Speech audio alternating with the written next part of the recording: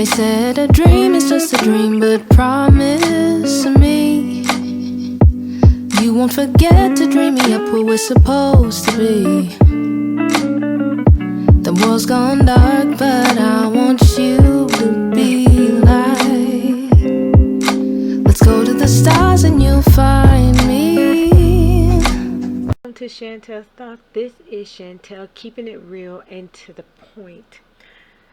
Before we begin, I know you guys have seen the credits, so let's just talk about some of the things that's posted up. As you know, But God Will Provide Ministries Philippines 419 Incorporated is a 501c3 nonprofit organization. We are still getting the toys up for kids. Of course, you know Christmas is right around the corner, so we're getting the toys up for the kids. Thank you everyone who has donated into the ministry. We've gotten more families in, and we're still getting families who are signing up for the Thanksgiving and the Christmas baskets. So please be aware that whatever that you would like to do is greatly appreciated. So if you would like to donate toys, if you would like to donate perishable goods, if you would like to donate money or anything, please be sure to get in touch with Linda Edwards, and her email is in the credits, so be sure to get in touch with her. She is executive director and is butgodphilippians419 at gmail.com. Be sure to email her. She would love to talk to you. If there's more you want to do in the ministry, or you want to get more information about the ministries, please be sure to get in contact with her. Again, her name is Linda Edwards. Also, if you haven't checked it out, my friend Raheem Smith, hashtag Self-Paid Prince, be sure to look him up. He is on YouTube. He just posted up a new YouTube video, so please be sure to check him out. If you're thinking about starting your own business, you don't know which way to go, if you're thinking about the different apps that tells you how to make money doing the apps, you can be sure to talk to him about it. He's tried, if not all of them, he's tried to get some of them. He can tell you which ones are legit. So be sure to get in contact with him as well. You can find him on Facebook, Instagram, YouTube, and his name is Raheem Smith, hashtag Self-Paid Prince. He is very good, very intelligent. He's going so far with just everything. So he has a lot of things on his mind and a lot of things to talk about. So it's very interesting. So be sure to check him out. Also, you can find me on Facebook. We have a Facebook page. You can find me on Instagram, hashtag weekend2. You can find me on Twitter, hashtag weekend2. You can find, tonight we're going to talk about something totally. We're going to put a little spin on it, because I have been just rereading a lot of poetry, and it's been a long time since I've read poetry and used to write poetry. So it's been like years since I've done it, but it's been one of those. It's been a hard struggle lately. It's been in and out, not feeling myself. We can say it's a little bit of depression. It's been sad, it's been happy, it's been an up, it's been a down. It's just been an in and out situation, and we all get like that. This ain't like it's something new. We've all been like that. Well, we just overwhelmed, and our minds are just constantly running, and we don't know which way to turn. So it's an in, it's an out situation, but I'm slowly getting back to where it should be. I'm slowly catching myself and trying to calm myself back to reality. But since we all go through that, I want to share that with you, because I'm not the only one. You're not the only one. You can see that there's others that go through the same thing. One minute you're on top of the world, and the next minute life is just throwing things at you constantly. But this time, for the next couple of posts, I wanted to do something different. I wanted to share more with like a poetry style thing. I wanted to be more in depth and just move things a little differently, open your mind. And for a lot of us, it has been long since we read poetry or written poetry and really got into depths of poetry. So with this is going to be something totally different. It's going to be a new beginning of a lot of stuff. And what our topic today is going to be about is wanted and loved. So we're going to talk about being wanted and being loved. And a lot of us, that's what we want. We want to be loved. We want to be wanted. So, the poem that I am reading is called Vase. And if I had one wish, I would wish to have this vase. I know that it is messed up, battered, broken, scratched, but only on the outside. I know in my heart there is still life on the inside. To me, this vase means everything. To others, it means nothing. This is not just a vase, but a vase I hold close to my heart. This vase I will give my all to. I will take it home and prove my love to it. Many say that I am not worthy of this vase. They say that they would never accept me for who I am. And yet at times I believe them. But what do they know? Nothing. They are trying to buy, sell, and destroy what God has made so that I won't have it. Yet, this vase only looks for someone to take it home and love, care, and admire its looks one day. I will be that one to have that vase. And I know to a lot of people they're looking like, it's a vase. It is just a vase. But there is more to the storyline than just a vase. And that is where we're going with. That is where we're going with our topic, wanted and loved. Because even though we're looking at an inanimate object, let's take that inanimate object and make it a reality. Let's flip it for a second. A vase is a beautiful thing. A lot of people have vases in their home. We use vases for thousands of things. We use vases to put our keys in, to put our flowers in, to just be that extra decoration, depending on the design of the vase. Sometimes it's just sitting there as decoration. Some people have a fetish for vases. There's like a bunch of vases. I myself, I like different glasses. So I used to have a full collection of wine glasses, and now I have a collection of bottles. So I have the old Coca-Cola bottles, or like different bottles for back in the day. Some people used to put the sand in, the different color sand. So I have tons and tons and tons of bottles, all different designs. Some that's like have loops around, some that is the way it was burned and designed, so it has like a zigzag motion. It's like all different ones. But I've had them and I cherish them. And when I break one, I get very upset. So a vase is the same way. There are some vases that were passed down from generations. And one thing I've noticed, not just with myself, but with other people, when it comes down to a vase, an inanimate object, when it comes down to a vase, especially one that's been passed down, the moment it's broken, it's a war, it's a battle, it's a heartbreaking moment because that vase is irreplaceable. It has been passed down from generation to generation, or it's been passed down from a mother who has passed, or a father who has passed, a grandmother who has passed, and that vase is irreplaceable.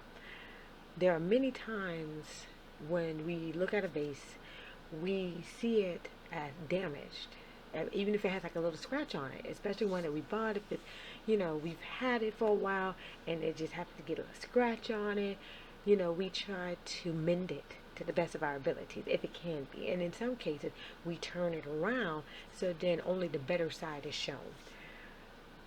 When we take this particular poem of a vase and we really look into it, like what the words are really speaking to us, even though it seems as though the person just wants a vase. It's a beautiful vase.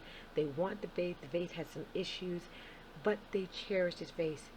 In the reality, the person is looking at another person. They are looking at someone who is damaged, who is scratched, who seems like everything is against them.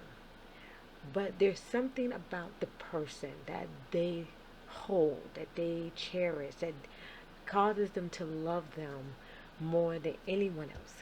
And so when you go further into it, you realize that the person who is talking about this vase is talking about this other person that they love.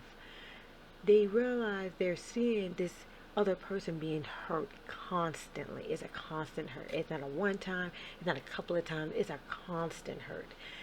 And they don't see the love that this particular person has for them because they're so wrapped around everyone else. And it seems as though every time they come out of a relationship, they're going into another one. But the next one they get into, they're getting hurt. And then they get out of that, but they're jumping into another relationship and they're getting hurt. So the person who is writing the poem, who is talking about the vase, is really sitting there saying, I see this. I see the pain. I see the damage. I see everything. And it's as though everyone knows that I have the feelings for this person. I care about this person. I love this person. But they want to make sure I don't get this person. They want to make sure that I never ever get the chance to be with them. That only they can be with them. Anybody in the whole world can be with them as long as it is not me. And so, even though to some of you might see it as an inanimate object, what the author is saying, or the poet is saying, that they love this person to the point that they want this person. They cherish everything about it. The bruises doesn't bother them. The scratches doesn't bother them. Nothing about it bothers them. They understand it. They relate to it on a level that no one else seems to be able to relate. And when we look at ourselves and our situation, and many of us has been there, where we, like the poet, we're looking at someone who is being hurt, someone who is constantly in and out of bad relationships, having bad choices. It seems like nothing is ever good. Every time you turn around, they're crying or they're hurting in some type of way. And it's as much as you want to take them and love them and cherish them and show them that there is such a better way to go, it's like you can't. You don't get that opportunity to really show them that you love them. You can only from a distant look, and you're hoping that at one moment in time that you're able to speak to them, or you're able to really let them know. You're able to show them, even if it's for a split second, even if it's from, just walking by, just being able to cross paths with them, even if you're not able to really be in their life like you want to romantically. The fact is, they're able to see that there is someone that cares about them, that their life is not meaningless. And so, with this, we have to understand, in many cases, that vase could be us. It's not always the other person. The vase could be us. We could be the ones that are broken and bruised and damaged. And there is someone that's at a distance looking at us. And they're looking at us like, I can love you. I can give you everything you want. Why won't you notice me? And so you have to know your worth. You have to know that you too can be wanted and loved. Just like that other person has to know that. You too have to know that. And we've come to a point that it's an ongoing trend where we find someone and we want to love them. We see something in them that just makes us want to run to them. And we get attached to them. And in many times, we've seen it before, especially when we were in high school. We see that one person walking down the hallway and we feel as though they are above our means. Like we're at this level and they're way up here. And so we feel as though we're trying too hard. We're trying to reach a level that we are not worthy of ever reaching. And so when we see them with somebody who mistreats them and don't see them as someone special or someone of importance. And so we question and we get angry and we snap and, we want to give them the attention, the affection, everything that they need, everything they could have ever dreamed of in a relationship. But we can't. And in a lot of cases, it makes you wonder if we are even meant for that person. And that is where we lay our hats at, because we don't know. We want to be for that person. That is true. But the question is, are we really for that person? Because we can love someone unconditionally and find out that that person was never meant for us. And when we be with them, we can find out the hard way that the love and everything that we have for someone is not the love that we thought. They didn't share it with us. We had it for them, but they did not have it for us. And what I mean, to give you a better understanding of that, is when I was in high school, I had fallen in love with a guy. And like the poet, I had seen his pain. I had seen him being hurt, being mistreated, everything. And it angered me. It angered me to a point that I approached the girl that he was with. I did not like the way she treated him. I did not like the way she talked down to him. I did not like the little petty things that she did. And it took me to verify the fact that that's just how she was. And it's not the fact that he was this way, which caused her to be this way, or there was conflict. It was more of she was just that way. I had known her for quite some time before meeting him. So I knew her well enough to know that the stuff that she did was not out of the ordinary. It was normal. And then as I continue being around both of them, I realized that where we should have grown up, we never did. So it was a lot more to that. But I ended up having feelings for him, and I felt to myself that I could give him everything he could ever want. And so at one point they did break up, and I did try to pursue him. And when it happened, because I felt like we were going to be together forever, like he was the one for me. That's how much I cared about him. We ended up being together, and it did not last long. It was 1 minute it was good, it was fine, everything seemed to be working out well, and then out of nowhere I ended up getting a phone call. And mind you, I'm in high school. He was out of high school. He had like just graduated from high school. So I had every morning before the bell would ring, I would call, and then I would call again on my break because he always went to work. So there was like that time in between where when I went to lunch, I was able to call him, and he was on his break. And I would see how he was doing. Well, this particular time when I called, he had told me that he had fallen out of love. And that was the end of that discussion. There was no reasons behind it. There was nothing that led up to it. It was more like, I've fallen out of love with you, and click. That was it. There was nothing else being said.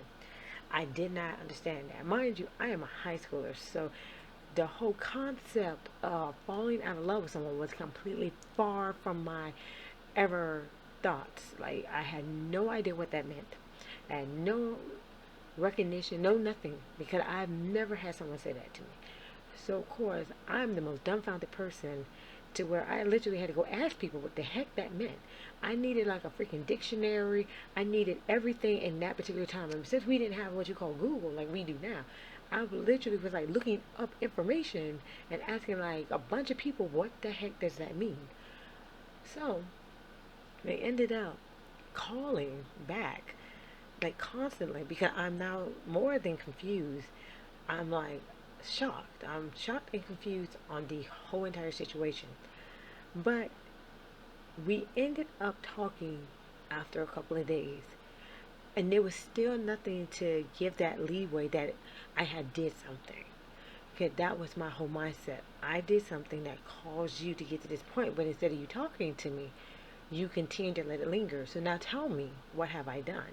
Or what is going on within the relationship that I am not seeing?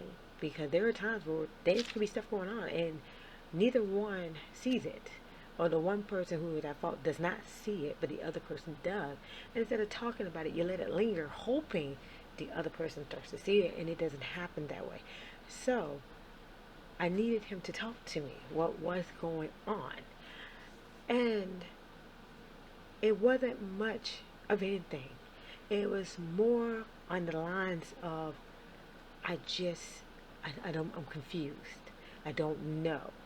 And so I'm like, all right, well, why don't we just take it slower and like try it again? Let's try to figure this out, but take step by step.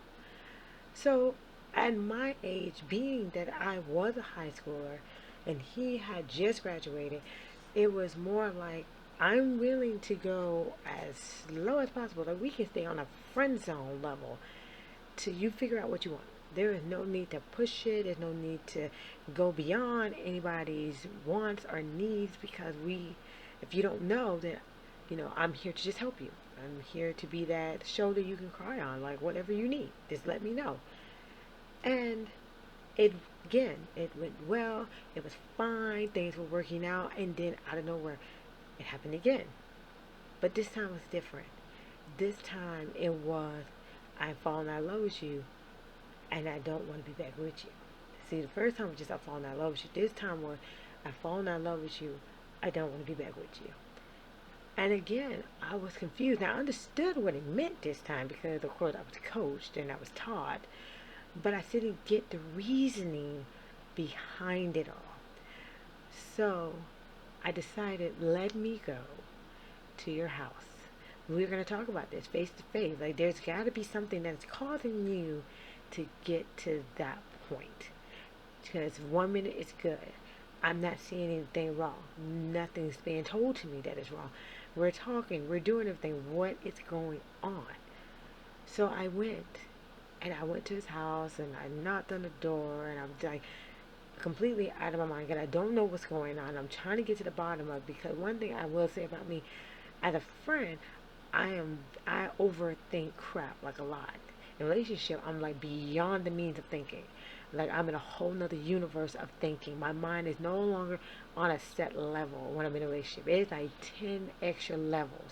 So I can think of everything that's possibly bad, terrible, worst, nightmare. I'm on like so many freaking levels that it takes time for me to calm it back down. So if I don't have an answer and I can't figure it out, I'm everywhere. But when I'm in friend zone, I'm just on other levels because I'm like, all right, is it me? Is it this person? Is it that person? I know you had a bad day. So did the day mess you up? Did the teacher piss you off? Did the coworker make you mad? Like, who we fighting? Who we not fighting? Like, do we need to drop kick somebody? Do we need to go like slap somebody in the face? Like, just tell me what we need to do, and I got your back. Let me know where we stand at. Well, when I got there with 10,000 thoughts going through my head, it wasn't him that answered the door. It was the girl who had mistreated him, who had dogged him, who had completely made me mad. The person who I could not stand, the person who I despised beyond recognition. Like I literally despised her, and everyone knew I did. She was the one that answered the door, and without any words, he came to the door. He saw my face, and without any type of words, I just left.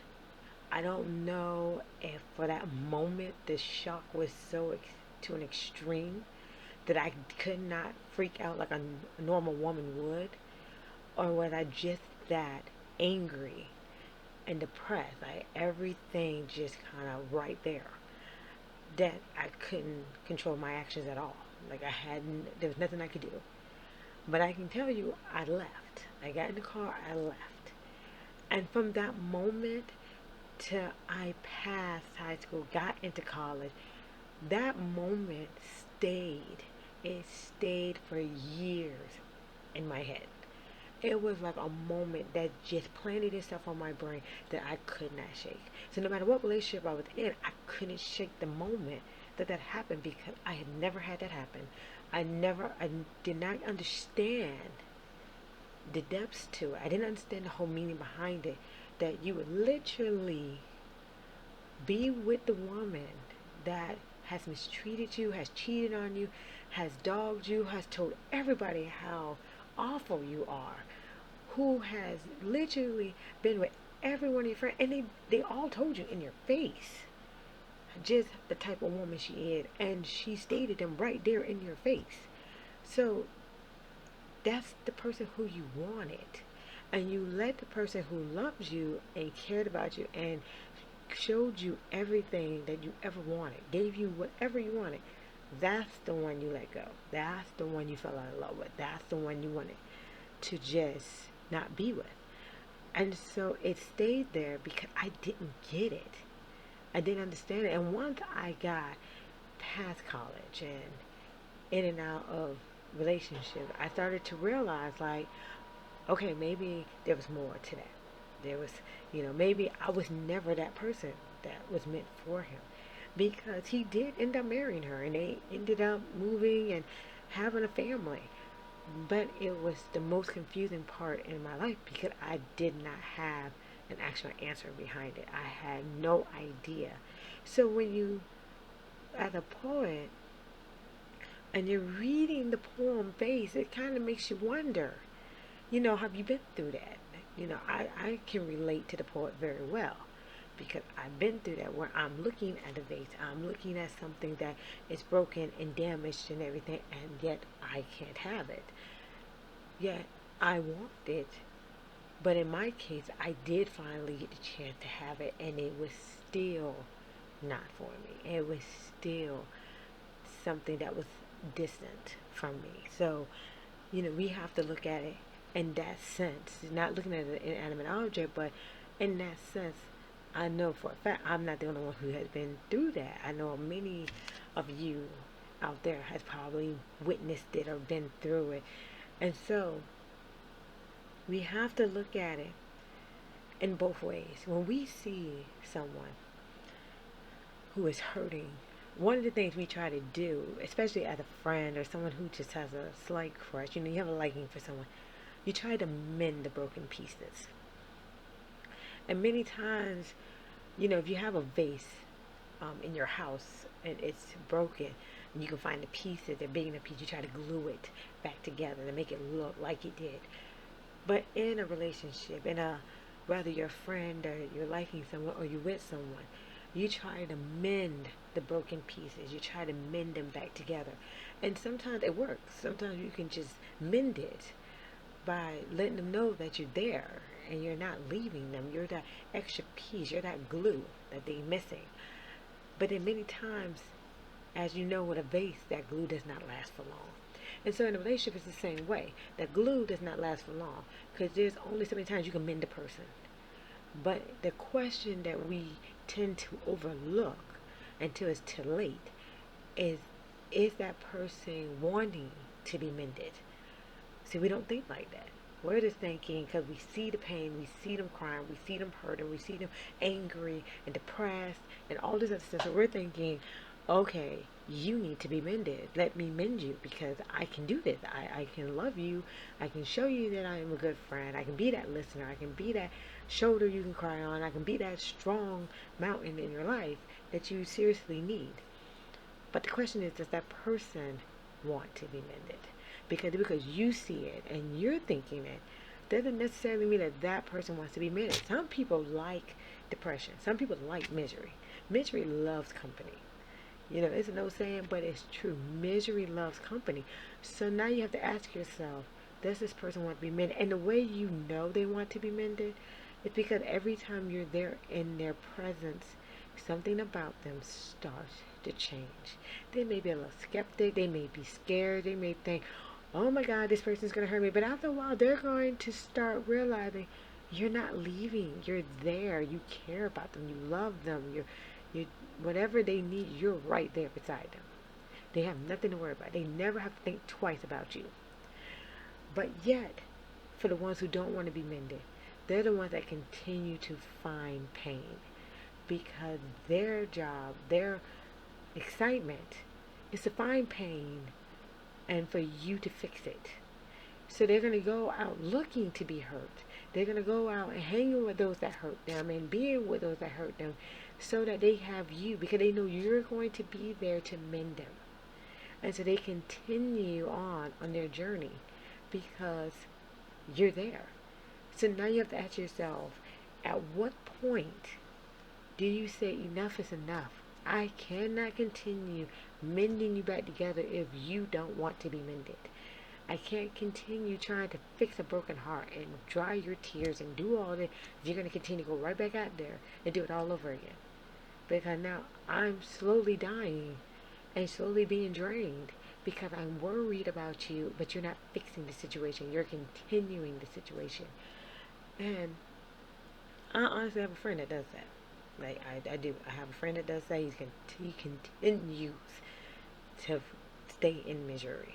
It's in his mindset to stay. I truly believe it's in his mindset.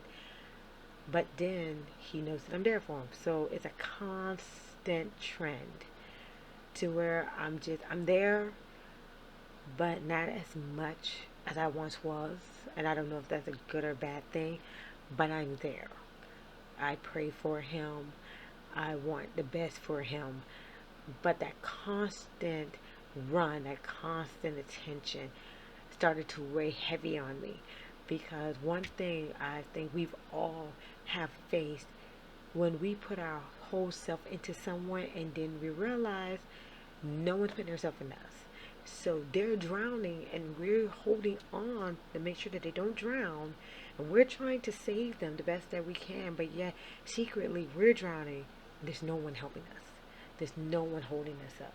All of our strength is in the other person, because we're trying to continue to hold them up, but yet when it's us drowning, when we're drowning inside, there's no one holding us up. So we face so many different levels of that. But the Bible tells us in 1 Corinthians 13:4-7, love is patient and kind. Love does not envy or boast. It is not arrogant or rude. It does not insist on its own way. It is not irritable or resentful. So sorry. It does not rejoice at wrongdoing, but rejoices with the truth. Love bears all things, believes all things, hopes all things, endures all things. So we know it is not irritable or resentful. We know that love is not arrogant or rude. We know that it doesn't envy or boast, but it endures all things. And when you look at the poem Vase, and you look at yourself, or you look at the person who you care about, we're all broken. We're all, at some point, in some way, we're bruised, we're broken, we're scratched, and we're trying to love. We're either trying to seek love, or we're trying to be loved, or be the one to love. And so the Bible tells us that God accepts us. His love is amazing love. His love is on another level that we cannot reach. His love does not just mend us back together, but it mends us, and it continues to hold on to it. It has a strong hold on us. So when you think of, as a person, when you think of a vase, and you think of someone, and you try to compare them to a vase. When you think of a vase, there's three things going to happen with a vase once it's cracked. And like, again, I said, it all depends on the vase, but three things happen to a vase when it's cracked. And we were talking about inanimate object. You either going to glue it back together, you're going to turn the damaged side around so only the best shows, you're going to throw it away. And everyone has done it. There's three things you're going to do with a vase. And the same thing lies if you say the vase is like a person. There's three things you're going to do with that person that is just like a vase. Once it's damaged, you're going to try to mend it back together. You're going to hide the damaged side so only the best shows. And if you really think about that, we've all done it. Rather to ourselves, where we continue to smile and we continue to do things that make the world think that we're happy, but we're miserable, because we don't want them to see the bad side, the damaged side. We don't want them to see the side that is in terror, the one that cries, the one that's going through depression, the one that is in sorrow and agony. We don't want that side to show. We want the best to show. So we're going to smile. We're going to put our makeup on, and we're going to get out there, and we're going to put our best foot forward. And we're going to hope that when people look at it, they're looking at the best side, not the worst side. But even when it comes down to someone who we care about, we still do the same thing, even with them. We know that they are hurting, they're depressed, they're everything. And we would tell everyone, oh no, they're fine, everything is going well, they're happy. But we know that that's a lie. We know that they're not happy. We know that everything about them is trying its hardest to just be calm and pretend like it's going to be a better day. But yet we would sit there and we would turn that bad part around and only want to see the good side because we don't want to have to face the bad side. At least not in public, we don't. And the last thing we're going to do with that person is throw them away or forget them. And a lot of friendships happen like that. Many times the person either is really in depression and you've just got to the point where you just fed up. You're the person that's trying to help the friend that's in depression, and it just seems like you're not helping. Like no matter what you do, they're just not happy. They're just going through. They're not happy. They're never happy. And so you just say, forget it. I'm done. I can't keep trying to help you because clearly you're never happy.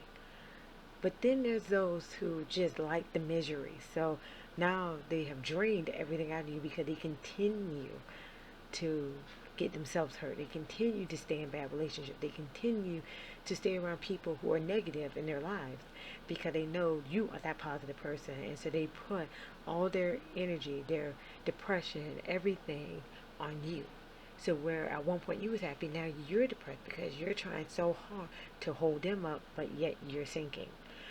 And so when it comes down to people, and you have to think with friendships, it has happened like that a lot. Even a relationship, if that man or that woman is going through a depression, one that it's very hard to handle to where they need to go to a psychiatrist or they need to probably be on medicine. It's a very hard depression. Sometimes that loved one walks away because they can't handle the depression anymore. They can't handle that person not being happy. It's like nothing they do makes them happy. So, but with the Lord, He does not do that to us. He is right there. He never wants to try to turn us around so only the best shows. He wants to see that damaged side because that's the side that draws Him. That's the side that says, okay, I'm here to heal you. I'm here to help you. Just call on me and I'm coming. I want to be there.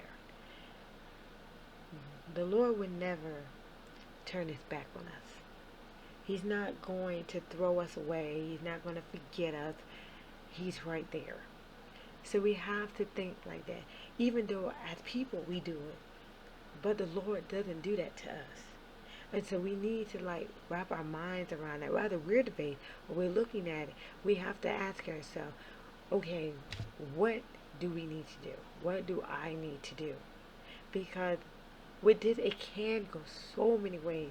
Because sometimes we don't realize we're the vase. And so we're looking at somebody else and we're saying they are. But many times it's us. We're probably that damaged person. And we're thinking that we're forgotten. We're thrown away. We're used to it. But God is telling us, no, you're not forgotten. You're not thrown away. We're not turning you around. I'm here. I'm here. I'm here to love you. I'm here to give you everything that you need. I'm here to mend you back together. I'm here for you. The Bible tells us in Psalms 147:3, He heals the brokenhearted and binds up their wounds. So it tells you right there in the Word that the Lord is here. He is here to bind up our wounds. He is here to heal the brokenhearted. So even though we thinking that we're doing something, or we can love someone and do all that we can for them, but sometimes it takes more than what we can give. Because we can only give so much. There's only so much we can give to a person. But God gives more than what man can give. And sometimes we get mad and we're like, forget it. I can't anymore. And it's because we have reached our limit to how much we can give. And we don't think about that. But it comes a point where we need to get up in our mind and be like, all right, I have reached my limit. I have done all I can for you. So the only thing left I can do is pray for you. Because as long as I'm praying for you, I'm not drowning and neither are you.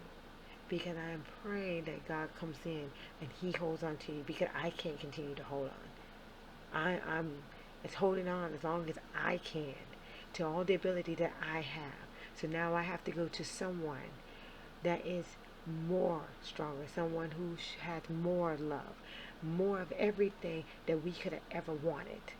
One who can hold you and not let you go. One who's going to stand there and not walk away. They see your tears, they see you crying, they see your pain, and they're going to stand right there because their limit is beyond. They have no limit. I have reached mine. And so we have to get to that point where we just pray. We just have to pray for our friends and pray for the person who we care about. Because at some point, we do reach our limits. And at that point, we want to let go.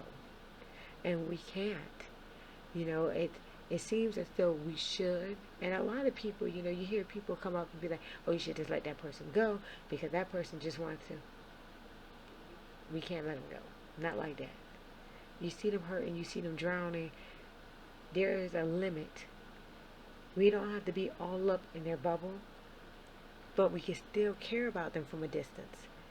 And when you still have that love for that person, and you still care about that person, even though you might not can't be around them 24/7 because their depression, their circumstances is drowning you, is bringing you down. At the same time, as long as you're praying for them and you are trusting and believing that God will save them, you've done more than what you've ever done in your entire lifetime. Because you have not yet let them go. You just haven't been able to surround yourself in their world because their world was bringing down you. And it was causing you to drown because you continue trying to hold on and you can't. We all have the limits. Even I have my limit. I can love you. I can do all that I can. But at some point, I myself I'm gonna get weak because I can't keep holding you up. I'm going to get weak. I'm going to get tired. I'm going to go through changes in my life and I can't continue holding you up. And I have no foundation, nothing to hold me up so that I can hold on your weight. But if you think about it, God did not design us like that. He designed us to be helpers one to another, but to hold on the weight of someone. That's not what God designed us for. God is the one to hold our weight. He holds our sorrows, our depression. He holds us.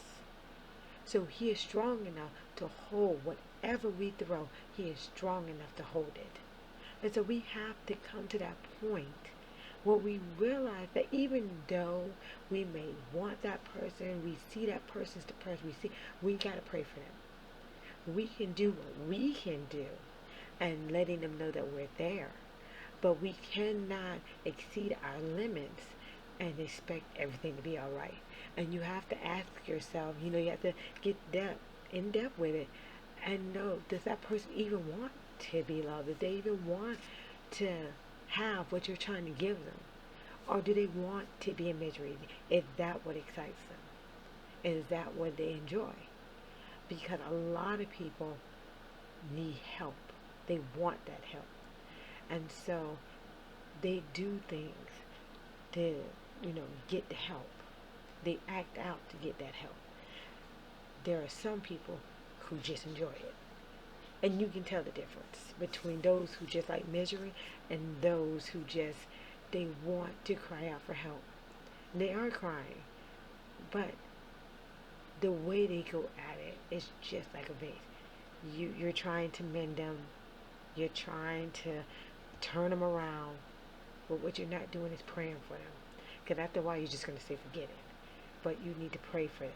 Once you've done all you can do, leave it to God to do the rest. Because one of the questions that, when writing this, that really stuck in my head, and it's something we should all think about. We are broken, but how do we fix those who are broken when we can't fix ourselves? It's a very hard thing to think about because a lot of us don't want to admit that we're broken, but we are. We're broken. A lot of us are broken relationship-wise, friendship-wise, life-wise, family wise, we're broken. We've all have scars. We've all been through something in life, whether good or bad, but it has left some type of impact. So we have our scars, we have our bruises, we have our moments, our tantrums. We don't, as adults, we have tantrums. People say we're being mean or aggressive, but no, as adults, we have tantrums. Even the best of the best have tantrums. But the question is, if we are broken, how can we fix someone who is broken when we can't fix ourselves? It's like a terrible trend. We're trying to fix someone, but yet we're hoping someone comes and fix us. And then as that person comes and fix us, yet who's fixing them? So it's just a line. We're fixing somebody in hopes that somebody come fix us. But we're not fixing us. And that's where we have to get to that point to realize, wait, I'm broken. You're broken. So how are we going to fix this? And the best way to do it is to pray. Whether it's praying together or praying for the other person alone, it gets to that point where we need to pray. Because you can't depend on someone to fix you. You have to be able to fix yourself. And a lot of times that does mean that if you need to fall on your knees and call out to Jesus, then do that. Because only God can fix a broken heart. Because only God can mend you and put you back. It's not just glue. There is more to it. There is love. There is grace. There is honor. There is so much that is going into this when He is mending you. It is not just the fact that He is putting something together and mending you back. No, He's mending you back into the person that He has designed you to be. And He is filling you with the love and the Holy Spirit, that you continue to walk in His Word, to walk in righteousness, to walk in peace, to walk in fulfillment, to walk with the mindset that you are pure, you are the best, you are worthy, you are loved. So we can't sit here and try to outdo ourselves and go past our limits for somebody when, one, we're broken, and two, we have a limit. That is why we need to call on Jesus. Because yes, we are helpless one to another. We can't let our brother and our sisters just sit there and just be all by themselves. We have to show them love. Show them that we care. Show them that we're there for them. But at the same time, we need to pray for them and let God handle it. Because there's only so far we can go. And God takes it over. And He can do so much more. And He can bring us out of the darkness. So when you think about the poem, and when you think about everything we talked about, think about this. A vase might be an inanimate object, but when you see a vase, especially one that you either like or one that looks damaged, think about yourself for a moment. Think about the person in your life. Do you know someone that's just as damaged as that vase? And what do you do? Are you going to help them, or are you going to turn your back on them? Because you can help them by loving them and caring for them, talking to them. But you can also pray for them, because that goes so much further and is not taking so much out of your spirit, man. You're doing so much. You'd be amazed how much prayer changes things. So when you think about this subject, you think about what we've talked about today. Yes, we're all broken. We're all just like a vase. All of us. Whether we're damaged, cracked, scratched, whatever, we're all a vase. But we're God's vase. And just like the poet looking, and everyone else has this vase. Everyone but the person. But the person that really wants it. We give our attention to everybody. And we put our life and our everything to everyone but God. And yet God is the one that's looking.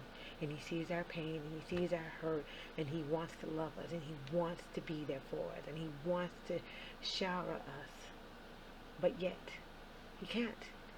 Because everyone else has us but Him. And He's just waiting on His day, His moment, to where He can take us, love us, and give us everything we could have ever wanted. So when you think about it and it ponders in your head, think about we're all a vase. And think about how God must feel to see everyone taking advantage of us.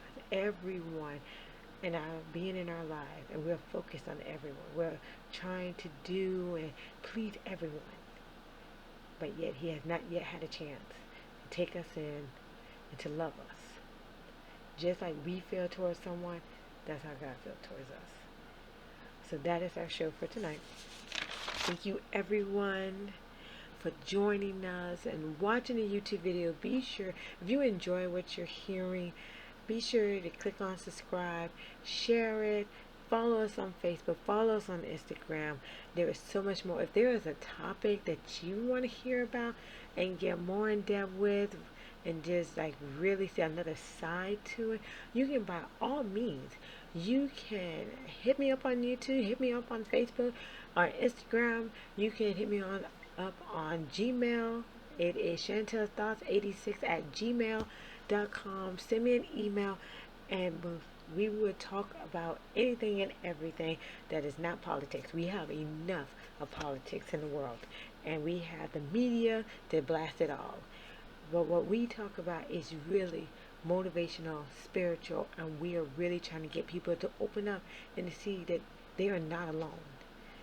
There are people who are going through so many changes in their lives, and it is time that we see it from what it really is and stop trying to sugarcoat it and try to pretend like everything is fine, and stop thinking that we're the only ones suffering. There are others out there. So thank you, and remember, God made you special and unique for a reason. Good night.